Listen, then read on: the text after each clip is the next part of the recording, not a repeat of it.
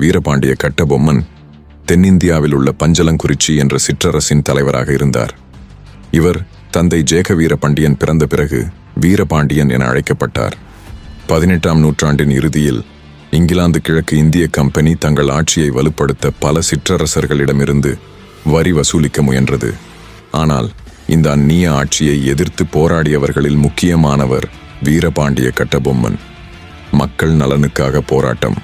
வீரபாண்டியன் தனது மக்களின் நலனை விரும்பியவர். அவருடைய தைரியம், நேர்மை மற்றும் நியாயப்புணர்வு காரணமாக மக்களிடம் பெரும் ஆதரவை பெற்றிருந்தார். மோதலின் தொடக்கம் 2009 1799ஆம் ஆண்டு. கிழக்கு இந்திய கம்பெனியின் அதிகாரி ஜாக்சன் கட்டபொம்மனிடம் கட்டாய வரி வசூலிக்க முயன்றார். ஆனால் கட்டபொம்மன் அதை மறுத்ததால் இருவருக்கும் மோதல் ஏற்பட்டது. பின்னர் பஞ்சலங்குறிச்சி மீது கம்பெனி படையெடுத்தது.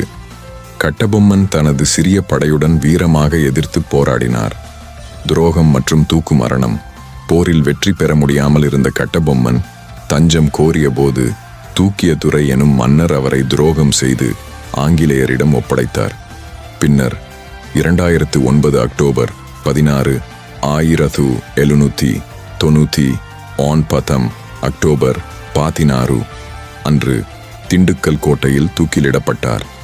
முடிவு: வீரபாண்டிய கட்டபொம்மன் தனது உயிரை தியாகம் செய்தாலும் அவர் விதைத்த விடுதலை விதைகள் இந்திய சுதந்திரப் போருக்கு வழிகாட்டியாக அமைந்தது.